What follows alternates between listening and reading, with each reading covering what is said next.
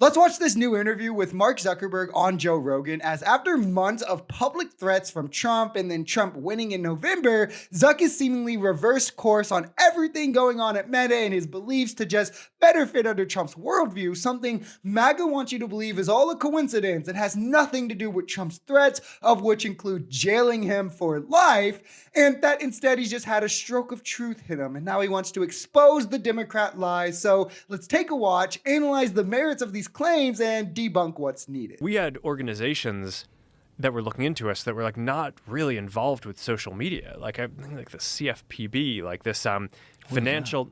I don't even know what it stands for. It's the financial organization that Elizabeth Warren had set up. Oh, great! And it's basically it's like we're not a bank. The right? debanking section. Yeah, no. So like we're not a bank, right? It's like what does Meta have to do with this? But they kind of found some theory that they wanted to investigate, and it's like, okay, clearly they were trying really hard, right? Wow. to find some theory, but it I don't know, it kind of like throughout the party and the government, there was just sort of, I don't know how this stuff works. I mean, I've never been in government. I don't know if it's like a directive or it's just like a quiet consensus that like, we don't like these guys. They're not doing what we want. We're going to punish them.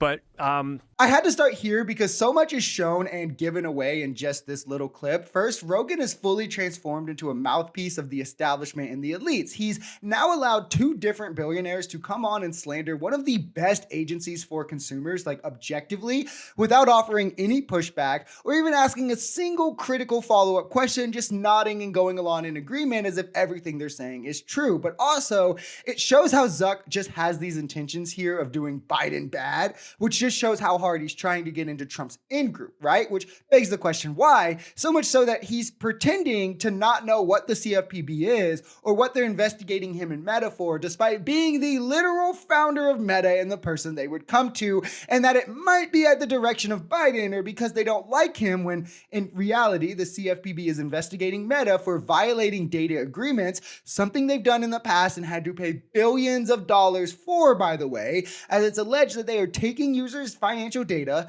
plugging it into their massive advertising calculation, and then using that to target them with financial services or products to those who might be desperate or vulnerable and more likely to then purchase them. This would go against the Consumer Financial Protection Act, which, again, to stress here, this is something billionaires are against, this act against the CFPB as a whole, because this agency returns billions of dollars to consumers, to the workers, directly from the hands of billionaires like these guys who otherwise would have gotten off scot-free for these unfair practices, these predatory practices, or essentially scams. These people from the Biden administration would call up our team and like scream at them and curse, and it's like these documents it's all kind of out there. Oh, did you record any of those phone calls? I don't think we but I think I want to listen. I mean, there are emails. the emails are published. It's all kind of out there, and they're like, and basically it just got to this point where we were like, no, we're not gonna take down things that are true. That's ridiculous.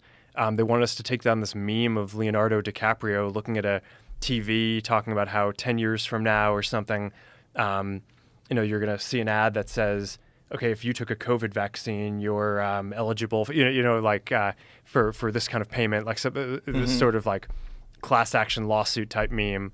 And they're like, no, you have to take that down. And we just said, no, we're not going to take down humor and satire. We're not going to take down things that are true. The first thing I want to say here to put this in perspective is the last 4 years, MAGA told us how Zuckerberg was corrupt, a liar, part of the deep state elites, and the tool of the establishment. He absolutely couldn't be trusted. When he came out and said, hey, none of the COVID election ballot box stuff you're saying I did actually happened, they said, of course we can't believe a word he says. He's lying. But now that he says something favorable to their worldview without any evidence, and after multiple direct threats, mind you, we're supposed to take this at face value and also pretend that MAGA just legitimately believes him and doesn't just believe whatever confirms their worldview and denies what doesn't, when what it sounds like to me, and it's rather obvious, the FTC is on Meta's back. They've been on their back for years. They've got them for billions of dollars before. They're probably caught red-handed again using people's private data for scammy reasons. So he wants to first discredit Lena Khan and Biden's administration. So it seems like,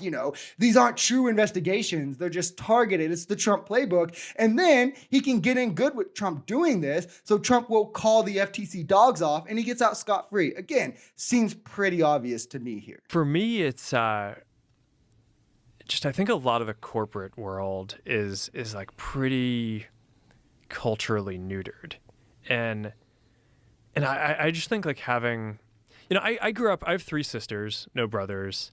I have 3 daughters, no sons. So I'm like surrounded by girls and women like my whole life, and it's like so I think I don't know. There's something the kind of masculine energy I think is good, and obviously.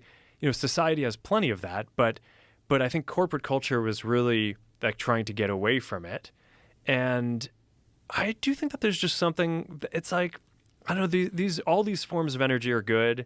And I think having a culture that like celebrates the aggression a bit more. And you want us to believe here, by the way, this man just coincidentally changed all his beliefs into this right-wing, red pill type worldview right in time for a Republican president who believes these things and pushes these things, gets into office.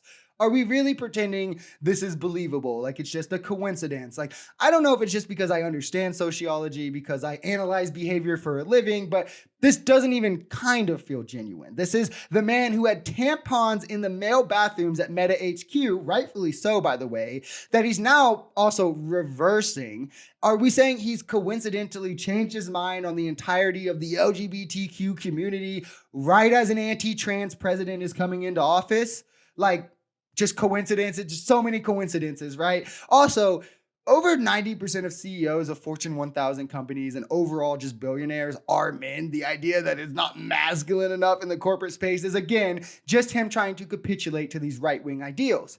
It's super weird. It's super cringe as well. And what's even more cringe is seeing MAGA just pretend now he's believable, right? After saying for 4 years we couldn't. And seeing as he's put forth zero evidence, all while crying about an agency that got him for billions of dollars and is lined up to do it again, I again think his agenda here is pretty clear. I will say it is telling for MAGA that all that has to happen for them is someone has to start agreeing with them or start saying things they like, and they'll pretend that all the slanders they've thrown at them the last 4 years no longer exist. They never said them. They're not credible. Yeah, absolutely nothing's changed with Zuckerberg. He's changed nothing these last 4 years, except he's now agreeing with MAGA. So he's totally believable and credible, and he's not with the establishment. And it's like, how much longer can MAGA stay brainwashed? I think that's the social experiment these next 4 years.